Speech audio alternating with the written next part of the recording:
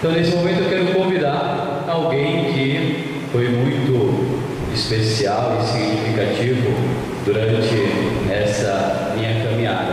Alguém que eu encontrei logo nos primeiros anos da minha caminhada, ainda nos missionários da Sagrada Família. E foi uma das primeiras formações que eu recebia lá no convento. O Padre Francisco está aqui, lembra também, onde a gente estudava a Pastores da Bubós. Era uma coisa assim, né? E a gente não sabia ao certo o que era aquilo, mas tinha alguém que já ia nos mostrando tudo aquilo que nós iríamos viver no futuro. E também alguém que sempre e no tempo oportuno soube me dar palavras certas e me ajudar a discernir no caminho e a superar os obstáculos. Eu quero chamar então para nos dirigir essa homilia o Padre Luiz Libório, missionário da Sagrada Família. Eu me senti muito honrado quando o Padre Daniel, o Reverendo Padre Daniel, que eu tenho, além de amigo, como filho. Eu sempre quis muito bem ao Daniel pela retidão de vida, pela correção no seu agir, e eu o admiro muito, mesmo longe, sem comunicação, mas sempre eu levei comigo a você no meu coração. Eu escolhi como tema dessa pequena homilia, espero que seja curta: ninguém escolhe por si mesmo a honra de ser grande sacerdote, é somente pela vontade de Deus que um homem é chamado para ser grande sacerdote, assim como Arão foi chamado. Hebreus 5:4. Deus, ao criar o mundo, e especialmente o homem, como imagem e semelhança dele, ele deixou dentro deste homem um vazio. Ele é cheio, ele tem coisas e é valores, é um montão de ideais, mas não há nenhum ideal, nenhuma qualidade que o satisfaça. O homem tem no seu ser um vazio que clama por um preenchimento total. Infelizmente, a busca desse preenchimento, muita gente pega coisas relativas, tornam-nas absolutas e se enganam e quebram a cara. Isso é chamada autotranscendência. E Viktor Frankl, 3 anos em campo de concentração, o pai da logoterapia, da terceira escola vienense de psicoterapia, ele chamava de a essência do ser humano, a chamada autotranscendência. Nós somos chamados para sermos autossuperados. E Santo Agostinho, de uma maneira muito própria, dizia: o coração do homem anda irrequieto e não descansa enquanto não chegar em Deus. Assim como o riacho não para enquanto não chega ao mar, assim como as limalhas não param enquanto não chega ao imã, assim é o homem. O coração irrequieto o lança para Deus, só que nesse lançar-se ele se perde com os ídolos, com as idolatrias, com as absolutizações do que é relativo nesta caminhada de autotranscendência. Padre Daniel, desde pequenininho, como ser humano, tinha e continua tendo este vazio no seu ser. Quando ele se sentava à beira-mar, olhando para essa imensidão de águas, eu acho que Deus nos fala de tantas maneiras, mas o macrocosmos, as bilhões de galáxias, o mesocosmos com o oceano e o microcosmo com a célula e o átomo, esses universos gritam por Deus e nos mostram Deus. Então o Padre Daniel, quando era pequenininho, desde pequeno, desde o ventre da mãe, Lisiane, com o pai também grávido, não biologicamente, mas de coração, ele já nutria dentro do seu ser essa sede do absoluto. E o Padre Daniel, de uma maneira muito correta, muito acertada, escolheu um dos melhores caminhos para preencher esse vazio: a vida religiosa e sacerdotal. Eu gostaria de falar um pouco agora sobre alguns fundamentos, como eu conheço, da vocação de Padre Daniel. Primeiro fundamento que serve para todos nós católicos: nascer uma família católica. Isso foi dito ontem, por você, está no seu resumo de vida. E com toda certeza, a dinâmica espiritual da família, bem ou às vezes mal vivida, ela influenciou esse acerto da busca do objeto, que é Deus. Eu diria que as primeiras raízes da vocação de Daniel talvez estejam no leito materno, estejam no olhar do pai, no apoio dos irmãos, no apoio da família, não só da família consanguínea, mas da família religiosa com seus jarbas e tantas pessoas que ajudaram na vocação de Daniel. Ele sente que nesse canteiro, a família, depois a paróquia, Padre Gilvão e outros que ajudaram na sua vocação, ele sente chamado de Deus para algo maior, para pescar diferentemente. Então, a primeira Eucaristia corrobora esta busca do objeto pleno, Deus. Isso o nosso querido bispo, que ordenou ontem, a todos eles sagrou, viu? O Daniel, ele colocou muito bem isso. Daniel, quando ele me deu o convite, ele disse: esse bispo que vem lhe ordenar, ele me deu a primeira comunhão. A primeira comunhão marcou a vida de Daniel. A palavra comunhão, Eucaristia, significa unidade, perfeita ação de graça diante de Deus constantemente. A primeira Eucaristia foi um marco nesta igreja do Espírito Santo, Nossa Senhora do Louveiro. Depois, a família amorosa e respeitadora da vocação do filho do mesmo, mesmo distante dele. Eu sei o que é isso, eu sei o que é ser um filho distante dos pais. Porque desde 5 anos de idade eu já saí de casa para estudar na casa de parentes. Com 11 anos entrei no seminário. E ainda hoje minha mãe, com 86 anos, louca para ficar comigo. E meu filho fez tão pouco comigo. Como dói no coração do pai, de uma mãe, dos irmãos, a ausência de um filho querido. Mas o Cristo foi muito radical: vem, segue-me, deixa tudo. E Daniel, o padre Daniel, teve esta coragem, né, de dar este passo. Também Daniel teve um apoio da sua vocação, amigos e amigas, especialmente, como você disse ontem, as Marias. Nós não queremos citar nomes, porque o Daniel foi muito amado no bairro, muito apoiado na sua escolha vocacional, na sua vivência em busca do sacerdócio. As Marias, as famílias, que são tantas, que tenho certeza que é cristão, que apoiaram Daniel na sua caminhada para o sacerdócio e depois na vivência plena do sacerdócio. Os salesianos que o acolheram e deram as condições educacionais e espirituais e para poder hoje estar aqui, mas ontem, né, sendo configurado indelevelmente ao Cristo. São Paulo diz que quando a gente é batizado, a gente é enxertado em Cristo. Quando a gente tem uma árvore bonita e se pega uma árvorezinha pequenininha, um arbustozinho e enxerta na árvore, aquele pequeno arbusto vai viver da seiva da grande árvore.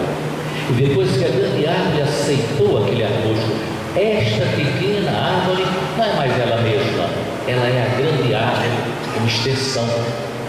O batismo, uma crisma e a tua ordem nos configuram indelevelmente ao Cristo.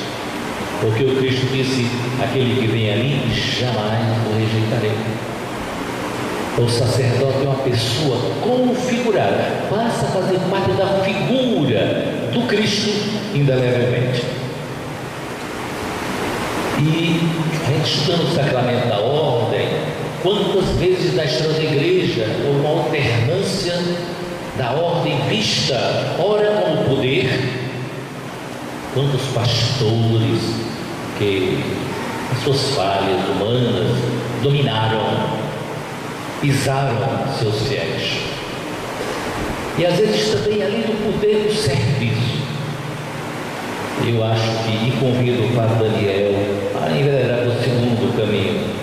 É necessário o poder, mas Jesus nos ensinou o serviço. Quando ele, João 13, lá na última ceia, lava os pés dos apóstolos. Entenderam o que eu fiz com vocês? Se vocês me chamam Senhor e Mestre, e eu sou, e eu, o vosso Senhor e Mestre, vos lavei os pés. É para que vocês lavem os pés uns dos outros. Eu acho que é o atributo mais bonito de um sacerdote, é o servir. E o serviço em interesses futuros. Não dá lá uma carta, não, o servir anonimamente, como Jesus fez. E não só Jesus, nossa Mãe Santíssima. Eu tive a graça de 2 vezes estar em La Salette, um santuário saletino belíssimo, a 1.800 metros nos Alpes franceses, onde a Mãe Chorosa aparece, a Maximine e Melanie, e chora porque o filho está triste, vendo que a humanidade não vive mais o Evangelho que você quer, que nós todos queremos e tentamos anunciar.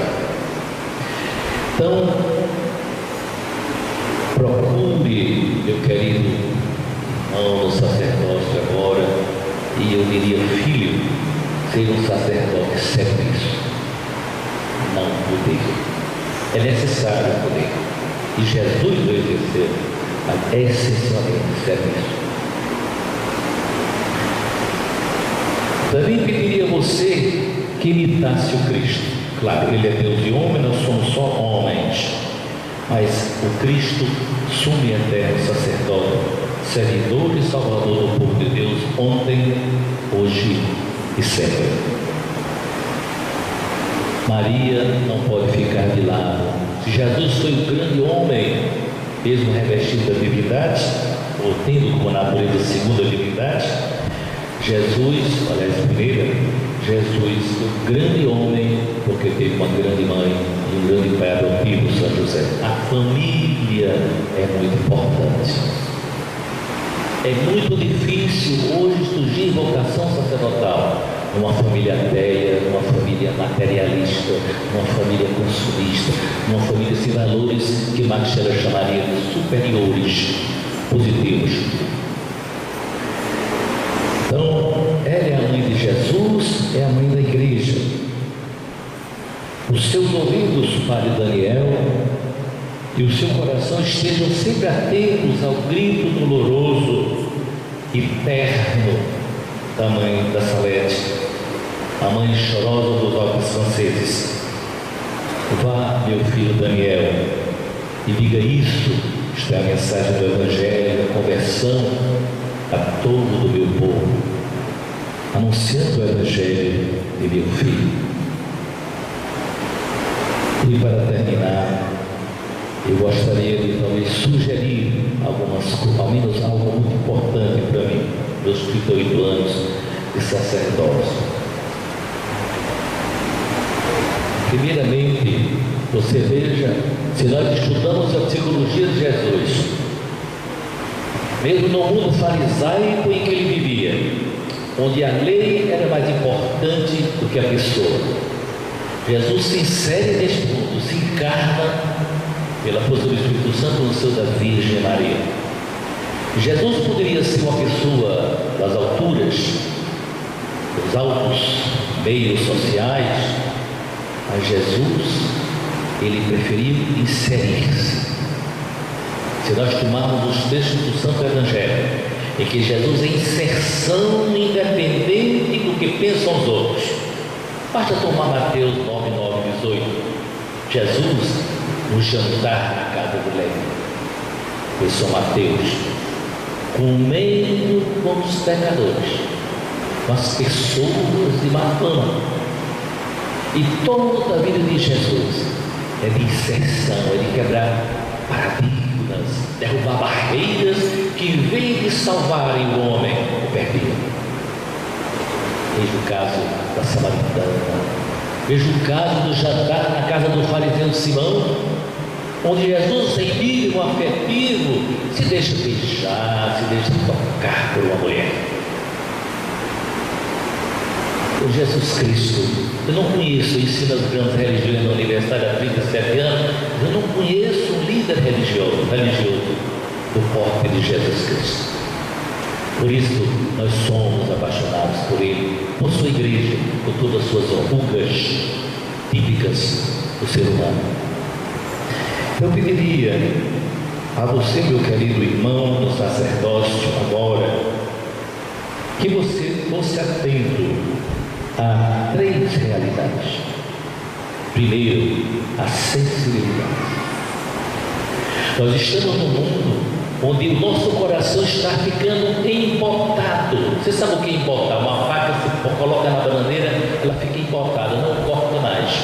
A sensibilidade que a nossa família nos deu, que o meio de formação nos deu, ela devagarzinho está sendo morta, assassinada. Hoje a gente vê o irmão morrendo e dá de conta que não foi ninguém. A nossa sensibilidade de coração está cada vez mais destruída. E Jesus nos ensina essa sensibilidade.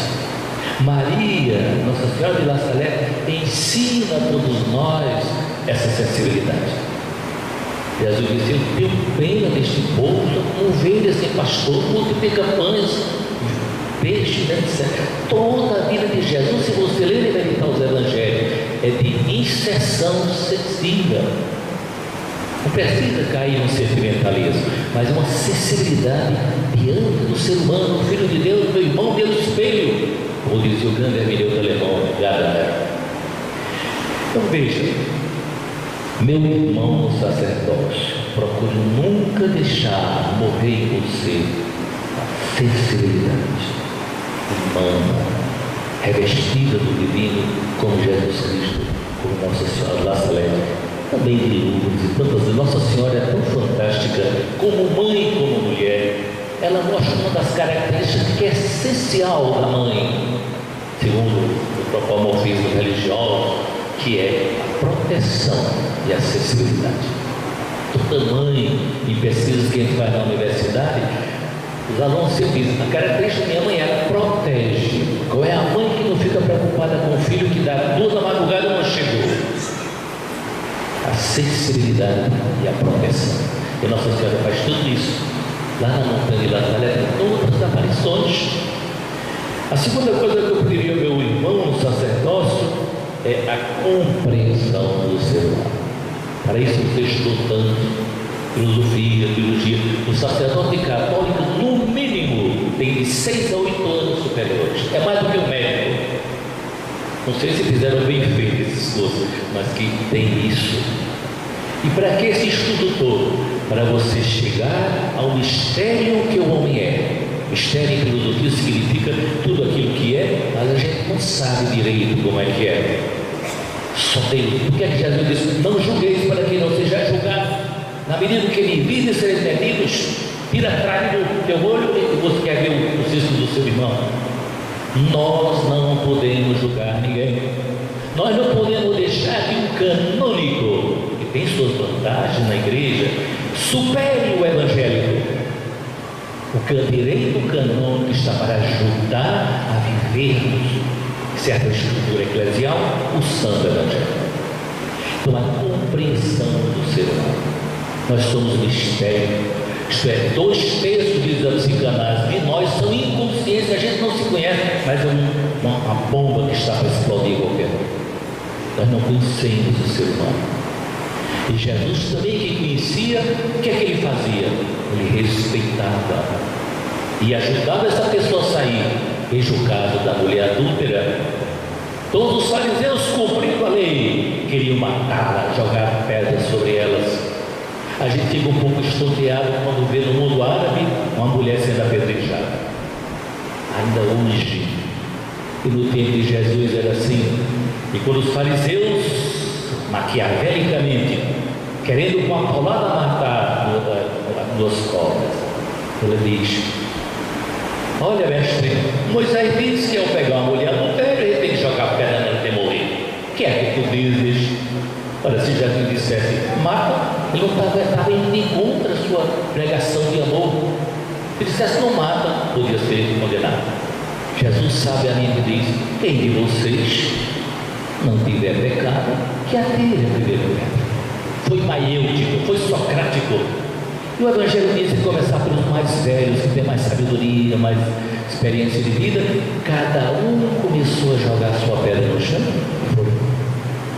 Jesus se vira para ela e diz, mulher, onde estão os que te condenavam? Senhor, ninguém me condenou. Também eu não. Vá e não peques mais. Veja que compreensão Jesus tem do ser humano, dos seus condicionamentos, que a pessoa às vezes nem sabe. E este olhar de compreensão profunda, que Buda diria, o olhar com o terceiro olho, também o hinduísmo, o olhar com o terceiro olho, que é o olho do coração. Que você tenha, além dessa sensibilidade, uma compreensão profunda do ser humano. E diante desse ser humano carente, você sirva, como Jesus seria você, um conselho de uma pessoa que quer muito bem. A sensibilidade, a compreensão e o serviço libertador e salvador. E terminando, quero agradecer a Deus, a Nossa Senhora de La Salete, aos pais, irmãos, familiares e amigos de Padre Daniel, a comunidade do Oscar de Loreto. A gente, quando já celebrei aqui algumas vezes, até por convite do Daniel, em tempos atrás, como essa comunidade é acolhedora, uma comunidade tão bonita. Parabéns a vocês. Aos saletinos por darem à igreja esse nosso filho espiritual, amigo e fiel e verdadeiro. Eu podia dizer para Isidro que Daniel é uma pessoa fiel. Uma fidelidade que hoje é difícil se encontrar. E que Deus e a Virgem de La Salete o protejam e sejam modelo de sua vida sacerdotal e religiosa. Louvado seja nosso Senhor Jesus Cristo.